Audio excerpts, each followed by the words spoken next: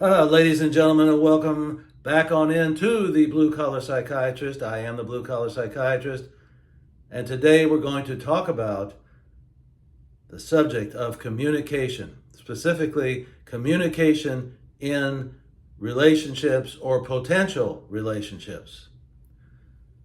A number of years ago, I met a young lady to whom I was attracted. We talked for a while, and the problem was that she had broken up with somebody and had gotten fed up with where she was living and had already accepted a job in a city a few hundred miles away. Now, that might be bad luck, as some would think. I didn't hear from her for perhaps a couple years. But then I asked a mutual friend who was speaking to her on a frequent basis if she would be interested in meeting me, and the answer was in the affirmative. I called her on the phone. This began a series of telephone conversations that we had. But there was a problem. The problem was this. My friend had told me that she was very needy.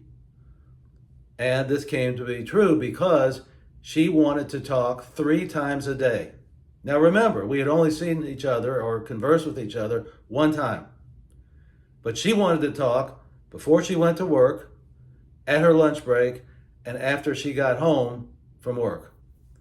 And after a while, it became a bit irritating because she wanted to talk this often. But there's only so much you can talk about. How much can you talk about 3 times a day when you're living apart? And even though I was getting irritated with that, I let it go because my friend had told me that she was very needy and I did not want to lose the relationship. In other words, I did not want her to think that I had rejected her if I told her that it was just a little bit too much. Well, I kept it in, and finally, when she had time off from work, she agreed to travel down to my city, where I had originally met her, and stay one night with our mutual friend. But when I came to my friend's house to meet her, since she was driving and had driven that course many, many times, she got out of the car. We were helping her with her luggage, and she completely and totally ignored me. And if she said something, it was very short, snappy responses. I couldn't believe what was happening. All this talk on the telephone and telling me basically how great I was and how this is going to be the greatest thing that ever happened to her and to me, and just glorious terminologies that she had used on the phone. And then this 180-degree turn of coldness, aloofness. I couldn't understand it. We went out to eat. That's the 4 of us, me and the lady who had moved and my 2 friends. And everything seemed to go okay, but I still noticed that she was distancing herself from me. Well, the next day came and she decided she was going to go back. That was her plan, to go back because she had to be at work. And she left. And I told my friend about what had happened. And he said that she was angry at me because I had not called her on the cell phone while she was driving from that other city 200 miles away to where we were going to meet. I knew she had driven that course before, so I wasn't concerned about that. And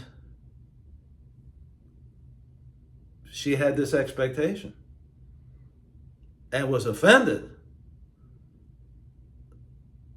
that I had not called her. She took it as a sign that I didn't care. So, when you analyze this story, you will see that I failed in communication first. I did not tell her in a diplomatic way that I was not able to talk to her 3 times a day.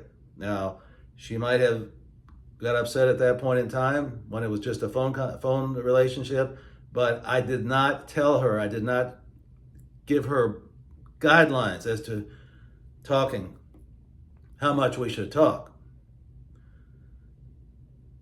By holding it in, I said to myself, hopefully I can save this relationship. I don't want to, I was just like I was walking on eggshells. That was problem number 1. Mistake number 2 was on her part when she got down here, instead of just giving me the cold shoulder, she could have chosen to have an adult conversation with me and express her upset, why she was upset with me, because I didn't call her while she was on the road.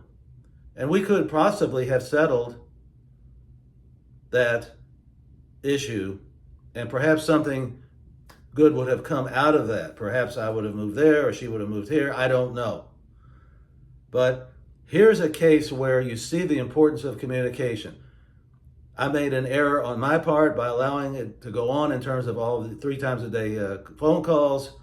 And in my opinion, she made an error by not sitting down with me and say that she was upset that I didn't call her. And we could have simply put this aside and perhaps something good could have happened.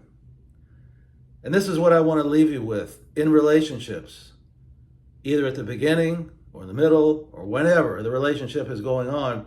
It is essential that you communicate. Now, I know we've heard this 1,000 times about the importance of communication, but here was a story that may have affected me in terms of my future, in terms of the social nature, dating.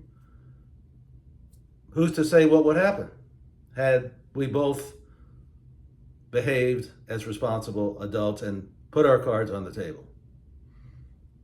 A very brutal lesson to learn.